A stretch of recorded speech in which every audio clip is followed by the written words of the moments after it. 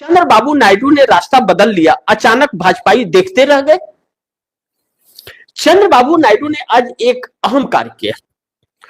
जो वक्फ बोर्ड संशोधन बिल 2025 का मुस्लिम वर्ग के साथ जा करके ईद मना करके और वहां उन लोगों से वादा किया था कि इस बिल का हम समर्थन नहीं करेंगे, और 12 घंटे के अंदर पलट के समर्थन करती है। वह चंद्रबाबू नायडू मुस्लिमों से दूरी बना लिए थे और फिर मुस्लिमों के पास पहुंच गए, मुस्लिम वर्ग के पास। क्यों? क्योंकि मैंने आपको पिछले कार्यक्रम में बताया था 7.5% वोट बैंक जो है वह चंद्रबाबू नायडू का मुस्लिम वर्ग है। 7.5% मुस्लिम वर्ग है। चंद्रबाबू नायडू का एक वोट बैंक का अहम हिस्सा सी फूड्स मछुआरे जो हैं, समुद्री किसान जिसे कहा जाता है, वह है। चंद्रबाबू नायडू के वोट बैंक वह मिडिल क्लास मजदूर रैंक के लोग और मध्यम वर्ग के लोग हैं। ऐसे में चंद्रबाबू नायडू से मजदूर नाराज। अब इस युद्ध से मजदूरों की नौकरी जा रही है, रेस्टोरेंट बंद हो रहे हैं, होटल बंद हो रहे हैं, कंपनियां बंद हो रही हैं, वह नाराज। एलपीजी बढ़ने से आम जनता नाराज।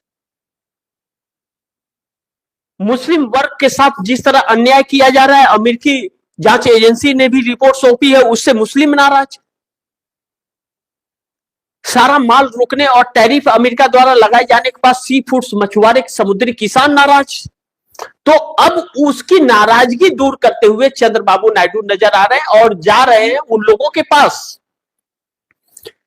अब चंद्रबाबू नायडू क्यों जा रहे हैं? भारतीय जनता पार्टी तो जाती, तो भारतीय जनता पार्टी से उन्होंने रास्ता बदला अपना और अब उन लोगों को खुश करते हुए नजर आ रहे हैं। मैंने आप दर्शकों को 10-15 दिन पीछे के कार्यक्रम में अगर जाइए तो मैंने आप दर्शकों को कहा था कि 2018 वाली परिस्थिति चंद्रबाबू नायडू के सामने आकर के खड़ी हो गई है, क्योंकि Bharatiya Janata party double cross कर रही है।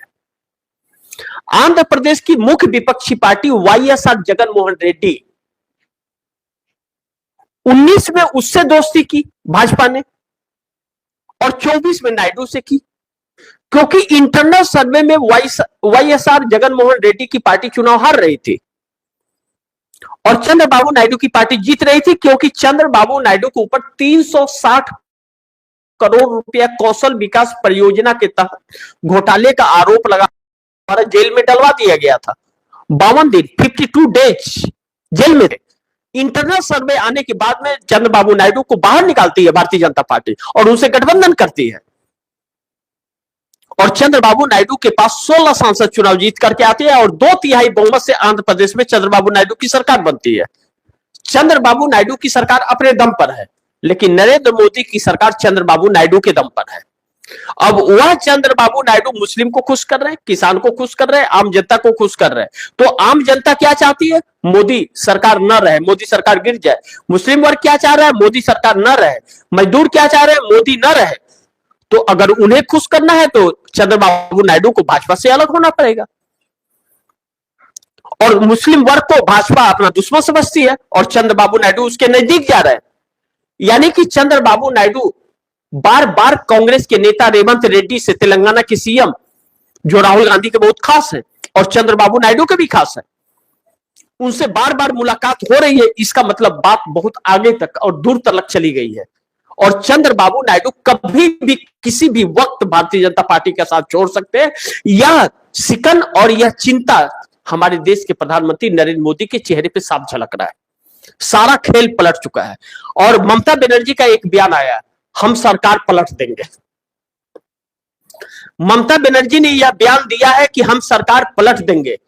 इसका मतलब टीएफडी इंडिया न्यूज 24 ने पिछले कार्यक्रम में आप दर्शकों को जो कहा था कि 9 मार्च से लेकर 13 अप्रैल के बीच यह बजट सेशन चलने वाला, बजट सेशन का दूसरा भाग नरेंद्र मोदी सरकार के लिए एक एक दिन अग्नि परीक्षा है और इंडिया गठबंधन के सामने इसके अलावा और कोई रास्ता, ऑप्शन नहीं बचा सरकार पलटने के। सरकार ने अगर नहीं पलटी तो इंडिया गठबंधन तो छोड़िए, एक एक घटक दल खत्म हो जाएंगे। हमारा देश तकरीबन 50 से 60 साल पीछे जा चुका है। 50 to 60 ईयर्स पीछे बैक हो चुका है। नरेंद्र मोदी ने संस्थाओं को बेच चुका है, अब गुलाम बना रहे हैं। नरेंद्र मोदी के काले चेहरे के सामने जो नकाब है, वह नकाब उतरा तो वह काला चेहरा बड़ी भयावक है। अब कहा जा रहा है कि पैरासस ऐसे चीज जो है या ट्रेड डील जो हो रहे हैं एफसीन अडानी को लेकर के हो रहे हैं, बचाए जा रहे हैं। अब यह बड़ी महत्वपूर्ण होगा देखना कि आगे क्या होता है। लेकिन चंद्रबाबू नायडू कभी भी किसी भी वक्त मोदी का दामन छोड़ सकते हैं, क्योंकि चंद्रबाबू नायडू अब समझ गए कि नरेंद्र मोदी के साथ अगर चंद्रबाबू नायडू रहे तो नरेंद्र मोदी का तो अस्तित्व जाएगा जाएगा ही, चंद्रबाबू नायडू का अस्तित्व खत्म हो जाएगा।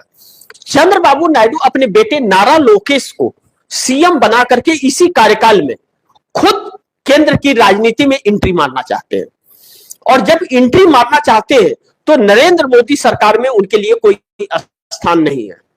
चंद्रबाबू नायडू के भतीजे राम मोहन नायडू को उद्यान मंत्री मोदी सरकार ने बनाई है, लेकिन उसमें कुछ है ही नहीं।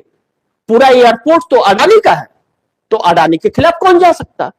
ऐसे में राम मोहन नायडू को कई बार फंसाने की कोशिश भारतीय जनता पार्टी ने की अपनी मीडिया के द्वारा। जब इंडिगो फ्लाइट रद्द हो रही थी, बातें सामने आई थी, या फिर जब फ्लाइट क्रैश हुआ था, उस वक्त यह चीजें हुई थी, फंसाने की कोशिश की जा रही थी। लेकिन चंद्रबाबू नायडू ने फटकार लगा दिया कि हम एक झटके में समर्थन वापस ले लेंगे। मोदी सरकार बैकफुट पर आ गई, अपनी मीडिया को ब्रेकिंग बदलने के लिए कहा, बदला। लेकिन चंद्रबाबू नायडू तो समझ गए यह मतलबी लोग हैं, कभी भी किसी को भी धोखा दे सकते हैं। और अब चंद्रबाबू नायडू को यह भी समझ आ गया है, जिस नक्शे कदम पर भारतीय जनता पार्टी चल रही है, नीतीश कुमार को पूरी तरह से खत्म कर दिया, उनकी पार्टी कभी भी टूट सकती है। ऐसे में चंद्रबाबू नायडू अब किसी भी वक्त मोदी सरकार का साथ छोड़ने का फैसला कर सकते हैं। किसी भी वक्त साथ छोड़ने का चंद्रबाबू नायडू मोदी सरकार का फैसला कर सकते हैं, और ऐसा चंद्रबाबू नायडू ने किया तो फिर भारतीय जनता फिर वह वक्त आएगा कि दो लोगों की पार्टी बनकर के रहेगी। इसके कई सारे कारण हैं, वजह भी है। पहले जनसंघ था, जनसंघ इतना बदनाम हो गया था कि लोग उसे वोट क्या धुतकार रहे थे। 1980 में जनसंघ का नाम बदल करके भारतीय जनता पार्टी नाम रखा गया। अटल बिहारी वाजपेयी, लाल कृष्ण आडवाणी, दो लोगों की पार्टी कही जाती थी, दो लोग ही चुनाव जीत करके आते थे। अटल बिहारी वाजपेयी, लाल कृष्ण आडवाणी इस बात को समझते थे कि अगर हम लोगों ने अपना कैरेक्टर नहीं बदला और लोकतंत्र को नहीं अपनाया तो जनता हमें नहीं साथ देगी। तो उन्होंने संविधान को माना और लोकतंत्र के हिसाब से चले तो सत्ता तक पहुंचे, और नरेंद्र मोदी ने कर दिया। यह किसी ने कभी सपने में नहीं सोचा था।